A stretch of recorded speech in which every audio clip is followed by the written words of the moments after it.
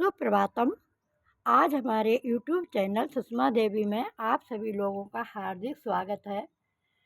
और आज मैं ये जो भाजी बनाई है उगाई हुई थी।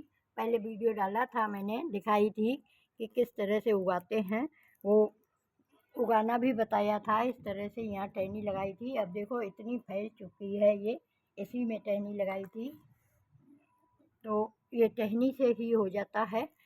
तो वो पहले भी बताया था। आज मैं इसकी हार्वेस्टिंग करने जा रही हूँ। तो इसका साग बनाएंगे। इस तरह से तोड़ते हैं और इसमें हम बताएंगे किस तरह से इसकी कलियां जो हैं खिलती हैं, फूल खिलते हैं, इसी में फूल खिलते हैं। और ये इसमें देखो, ये काले काले बीज मैं दिखाती हूँ कि इसमें बीज बन जाते हैं। वही बीज गिर करके हमारे वापस तैयार हो जाते हैं। टहनी से भी लगा देते हैं और बीज से भी लगाते हैं। उसमें हमने बीज नहीं बता पाया था पिछले वीडियो में, तो इसमें बीज भी बहुत मात्रा में होता है। ये देखो, एक दो टहनी से ही तोड़ेंगे तो बहुत सारा बीज हमें प्राप्त हो जाएगा। वैसे ये झड़ता रहता है। आसपास अगर गमले होंगे तो ये देखो, यहाँ बीज से ही ये उग गया है। इसके पास में था तो बीज अपने आप गिर गया और ये उग गया। इस तरह से ये फैलता रहता है। अगर आप पास वाले गमले में ना उगाएं और कहीं उगाना चाहें, तो जब साग बनाने के लिए तोड़ते हैं, तभी जब हम इस साग को धोते हैं तो थाली में बहुत सारे बीज रह जाते हैं। उसी पानी को जहाँ बोना चाहें वहाँ डाल दें। ये हर मौसम में होती है। इसको धूप ज़्यादा नहीं सताती है। ये देखो, बड़ी धूप में ही रहता है पूरी दोपहरी। तो इस तरह से ये बीज देखो, मैं बताती हूँ अभी। ये रहे हमारे बीज। ये अभी मैंने आपके सामने ही इसमें से निकाले हैं। बहुत छोटे छोटे होते हैं ये राई से कई गुना छोटे होते हैं। तो इन बीजों को ही हम इस तरह से यहाँ लाइन करके और बो देते हैं। ये हमारे बहुत सारे इसमें उग जाएंगे। इस तरह से उग जाते हैं और बीज गिर के भी। और टहनी से पहले बताया था कि टहनी से भी लगाया जाता है। तो आज हम इसके तोड़ करके साग बनाएंगे, इसका सब्जी और चावल के साथ खाएंगे। वैसे इसका जो है पराठा भी बहुत टेस्टी बनता है। ये देखो, ये मैं इतना तोड़ चुकी हूँ। अभी मैं और तोड़ रही हूँ, पूरा ही तोड़ लूँगी क्योंकि ये पच जाता है बनाने पर, थोड़ा कम हो जाता है इसलिए। और इसमें भरपूर मात्रा में कैल्शियम भी होता है। इस तरह से आप लोग भी इसको लगा दें। बाकी के रख रखाव ज़्यादा रखना पड़ता है। भाई गर्मी का मौसम है तो मेथी अच्छे से नहीं हो पाती है, नहीं ग्रो कर पाती है ज़्यादा। सर्दी के दिनों में ज़्यादा ग्रो करती है, इसलिए ये साग लगा दें, इसकी टहनी लगा दें, बीज लगा दें कहीं से भी ला करके। ये नालियों के किनारे बहुत उगा रहता है, यहाँ तो कहीं नहीं देखा है हमने। वैसे मैंने कई जगह देखा है। तो वहाँ से टहनी ला के लगा दें या बीज ला के लगा दें। इसके बीज यहाँ पे होते हैं। ये जो कलियाँ दिख रही हैं इसी में होता है। इसको कुल्फा भी कहते हैं, नुनिया भी कहते हैं। ये अभी हिला के मैंने बताए थे बीज, ये छोटे छोटे।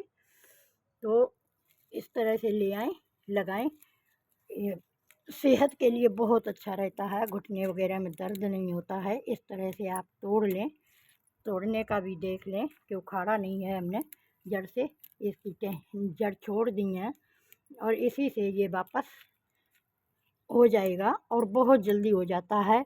कम से कम 6 दिन में ये वापस तोड़ने को हो जाता है। इस तरह से हमें बहुत सारी भाजी मिलती रहती है, प्राप्त होता रहता है। तो आप भी उगाएं इसको और पेड़ पौधे भी लगाएं। यदि आपके पास खेत है तो खेतों में भी पेड़ पौधे लगाएं, बहुत अच्छे रहते हैं पेड़ पौधे। आने वाले समय में हमें उससे लकड़ी भी प्राप्त हो जाती है और अर्निंग भी हो जाती है उससे हमारी। तो इस तरह से हमें पेड़ की तैयारी भी करते रहना चाहिए, साग सब्जियां भी बोते रहना चाहिए। ना जाने कब कैसा वक्त आ जाता है कब क्या हमें करना पड़ जाता है। तो अगर हमारे पास पेड़ होंगे तो जब वो बड़े बड़े पुराने हो जाएंगे तो उनको बेच सकते हैं, उनकी लकड़ी से फर्नीचर बनवा सकते हैं, दरवाजे बनवा सकते हैं। तो इस तरह से बड़े पेड़ भी लगाने चाहिए। साग सब्जियों के साथ साथ हमें हर पेड़, आम का पेड़ है, अमरूद का है, जामुन का है, इस तरह से अपने को लगा देना चाहिए। और कुछ नहीं होता है लगाने में, बस बीज अपने को मिल जाए। जो आम खाते हैं वही बीज डाल दो, गुठली उसकी, और जामुन खाते हैं उसी का बीज डाल दो। नहीं तो मार्केट से भी मिलते हैं, हर तरह के बीज मार्केट से भी ले सकते हैं। तो आज हमारा ये साग टूट के पूरा हो गया है। ये वापस तैयार हो जाएगा 6-7 दिन में। इधर से भी थोड़ा तोड़ लेते हैं। ये देखो हमारा साग इतना सारा हो गया है। इस तरह से आप लोग बनाएं। बड़ी खुशी होती है जब हम इसमें से सब्जी प्राप्त करते हैं। अभी ये मार्केट से लेने जाएं तो कम से कम ये 25-30 रुपए से कम का नहीं देंगे। तो इस तरह से हमारे आज इस तरह 20-25 रुपये बच ही गए समझो। तो इस तरह से आप लोग भी अपनी बचत करें। ये देखो फूल इसमें खिलने वाला है, इस तरह से पीला फूल खिलता है, पहचान कर लें इसकी अच्छे से। इसको खाया भी जाता है इस तरह से, खा लेते हैं कच्चा भी। इस तरह से यहाँ अपने मेथी जो बोई है तो मेथी के लिए हमें छाया करनी पड़ गई है। ये हमने छाया कर दी है लगा करके। इस तरह से छाया में थोड़ा अच्छे पौधे रहेंगे। ये देखो हमारा खरबूजा भी इतना बड़ा हो चुका है। तो आप लोग भी पेड़ पौधे लगाइए और साग भाजी बोइए स्वास्थ्य अच्छा रखने के लिए। ठीक है, मिलते हैं अगले वीडियो में। हमारे वीडियो को सब्सक्राइब कर लें जिससे नई नई जानकारी मिलती रहे। मैं हर वीडियो में कोई न कोई जानकारी ज़रूर देती हूँ। भले ही मेरी आवाज़ कम होती है पर मैं जानकारी तो देती रहती हूँ। लाइक कर देना और शेयर भी कर देना जिससे दूसरे हमारे भाई बंधु हैं वो भी इस साग का फ़ायदा उठा सकें। ये साग बहुत ही टेस्टी बनता है, खाने में खट्टा खट्टा भी लगता है।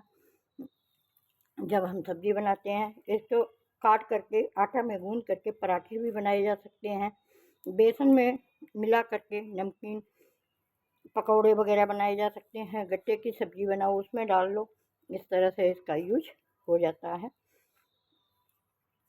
इसी के साथ मिलते हैं अगले वीडियो में।